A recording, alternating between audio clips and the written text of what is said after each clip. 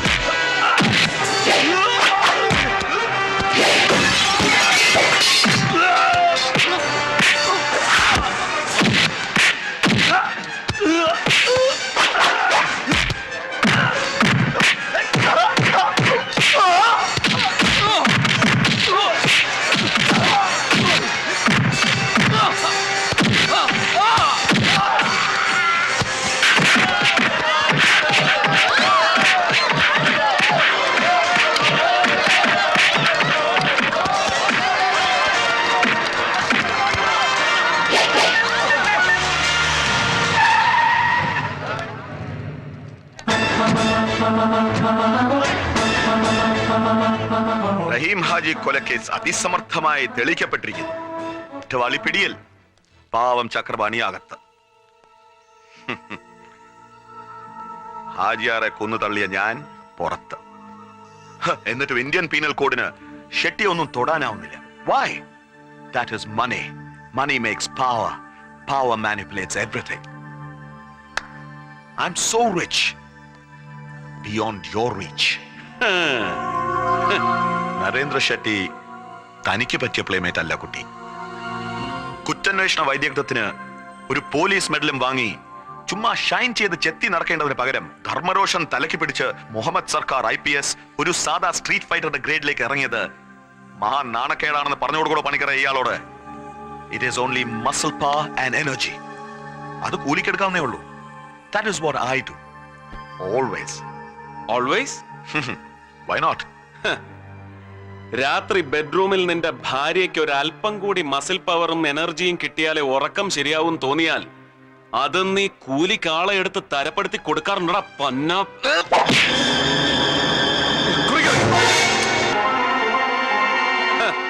കണ്ടില്ലേ? തിരിഞ്ഞു നോക്കടാ. ഒരു തോക്കിന്റെ നിഴൽ കണ്ടാൽ ദാ ഇതുപോലെ ഞെട്ടി വിറയ്ക്കും നീ കൂലിക്കെടുത്ത muscle power. Indian penal code എന്ന ടെക്സ്റ്റ് ബുക്ക് പോക്കറ്റിൽ കാശുള്ള ഏത് ചെറ്റയ്ക്കും വിലയ്ക്ക് വാങ്ങാം. അതിന് ദുർവ്യാഖ്യാനം ചമയ്ക്കാൻ കഴിയുന്ന നിയമജ്ഞരെയും കൂലിക്ക് കിട്ടും.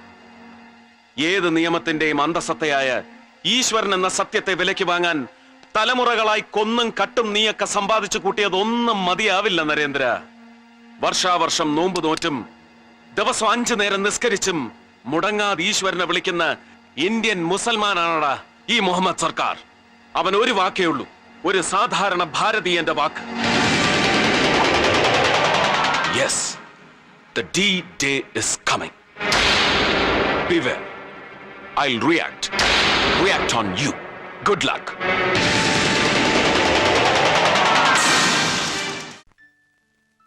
എടോ, താൻ മൊറാൾ സംഭവം കേട്ടിട്ടുണ്ടോ?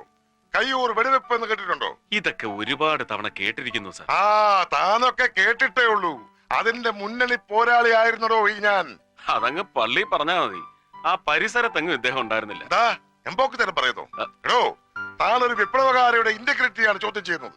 ഇതൊക്കെ ഞാൻ പറയുന്നതല്ല, സാറിന്റെ തന്നെ പാർട്ടിയിലെ വല്യമാൻ പറയുന്നതാ. അനക്കറിയാടോ ആ വല്യമാനെ. പോളിറ്റല്ലേ പോളിറ്റ്. പറ്റിയ അവസരം വരട്ടെ, ഓന്റെ ബ്യൂറോ ഞാൻ വെട്ടി നിർത്തും. അതൊക്കെ ഞങ്ങൾ തമ്മിൽ തീർത്തോളാം. നമ്മളിപ്പോ എവിടെയാ പറഞ്ഞു നിർത്തിയത്? അല്ല, നമ്മളൊന്നും പറയുന്നില്ല, എല്ലാം സാറ് തന്നെയാണ് പറയുന്നത്. അതെ, ഞാൻ പറയുന്ന കാര്യം ഞാനല്ലാതെ പിന്നെ താൻ പറഞ്ഞാൽ ശരിയാകൂ. അത് കൊള്ളാം. താൻ ഇന്നലെ എന്ത് പോക്കരത്തിലാണ് ആ കോടതി കിടന്ന് കാണിച്ചത്? വിപ്ലവം കൊടിമൂത്തുന്ന കാലത്ത് പോലും കോടതി കയറിയാൽ ഞങ്ങളൊക്കെ പരമാവധി 2 മുദ്രാവാക്യം വിളിക്കും, അതും ആരും കേൾക്കാതെ. ഇതാണോ നിരപരാധിനെ പിടിച്ച് അപരാധിയാക്കിയതും പോരാ, യഥാർത്ഥ അപരാധിനെ ഇയാൾ തൂക്കിയെടുത്തോണ്ട് വന്ന് കൂട്ടി നിർത്തിയപ്പോ ജഡ്ജിയുടെ മുമ്പിൽ വെച്ച് തന്നെ അവനിട്ട് വെച്ച് കീറിക്കൊടുക്കുക എന്നൊക്കെ പറഞ്ഞ് ഇവിടെ നോക്കണു. തല പോലെ കാര്യങ്ങൾ പറയുമ്പോ അയൽവക്കത്തെ തെങ്ങുമേലുള്ള തേങ്ങ എന്ന നിന്റെ മറ്റേ പരിപാടി ഉണ്ടല്ലോ, അതിവിടെ വേണ്ട. ആ അവിടം കൊണ്ട് നിർത്തിയോ? കോടതി മുറ്റത്തോട്ടിറങ്ങി നേരത്തെ അടിയല്ലായിരുന്നു? ഒരുമാതിരി പൂരപ്പറമ്പില് ആന വരണ്ട പോലെ. അവൻ പയ്യൻ, പ്രായക്കുറവ്, അതിന്റെ വിവരക്കേട്. താൻ അവിടെ എന്ത് ചെയ്യായിരുന്നു? എന്റെ പൊന്ന് സാറേ, സീനിയർ നിന്ന് ലാൻഡ് ഓർഡർ ഇട്ട് ഇണ്ടൻ അടിക്കുമ്പോ എനിക്ക് എന്നാ ചെയ്യാൻ പറ്റും സാറേ? പിന്നെ ഞാൻ നോക്കിയും കണ്ട് നിന്നതുകൊണ്ട് ഇങ്ങേരുടെ തടി രക്ഷപ്പെട്ടു. ഓ, ഞാനെന്തെങ്കിലും ചോദ്യം ചെയ്യാൻ വിളിച്ചാൽ എന്തൊരു എളിമ! ഈ കണ്ട ചെയ്തെല്ലാം ചെയ്തു കൂട്ടിയത് ഇയാളാണെന്ന് ഈ മോന്ത കണ്ടാൽ ആരെങ്കിലും പറയൂ? മുഹമ്മദേ, now I am serious. ഇനി എന്തെങ്കിലും മേജർ ആക്ഷൻ എടുക്കണമെങ്കിൽ അതെന്റെ പെർമിഷനോടെ മാത്രം മതി. എങ്കിൽ ഒരു ഇമ്മീഡിയറ്റ് ആക്ഷനുള്ള പെർമിഷൻ അങ്ങ് എനിക്ക് ഇപ്പൊ തരണം. എന്താണ് ഇഷ്യൂ? ചതി. ചതിക്കുത്തരം മുറിപ്പത്തല്. അതിന് പെർമിഷൻ വേണ്ട, ഓൺ ദ സ്പോട്ട് കൊടുത്തോണം. Thank you sir.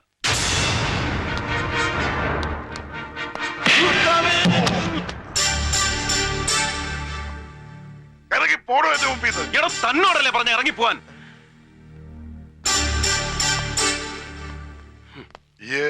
എമ്മയ്ക്ക് സൈക്കോളജിയാ പഠിച്ചേ? അല്ല, എക്കണോമിക്സ്. പിന്നെ എന്റെ മനസ്സിൽ ഇപ്പൊ അതൊക്കെ എങ്ങനെ മനസ്സിലായി?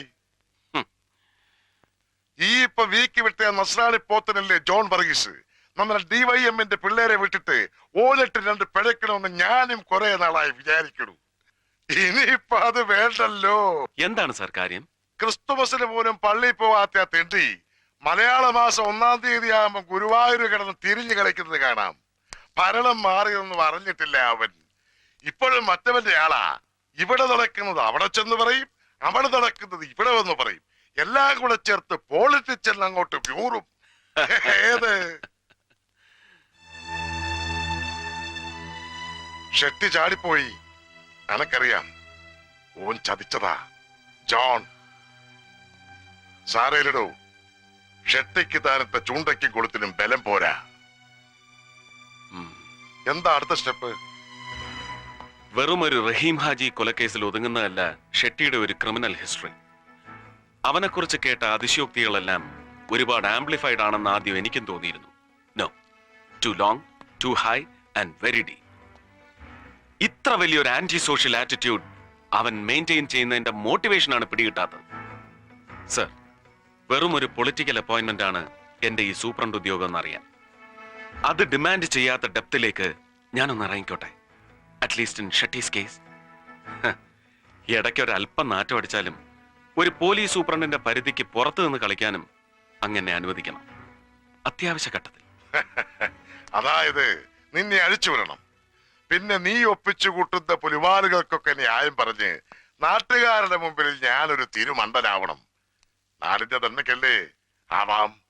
സഖാക്കളൊക്കെ സഹായിച്ച് എനിക്കിപ്പോ അങ്ങനെ ഒരു ഇമേജ് ഉണ്ട്. കോമാളി. ഇല്ല സർ, കോമാളി അല്ലാത്ത ഒരാളെ ഇവിടെയുള്ളൂ. That's U. അങ്ങ് മാത്രം. സലാം.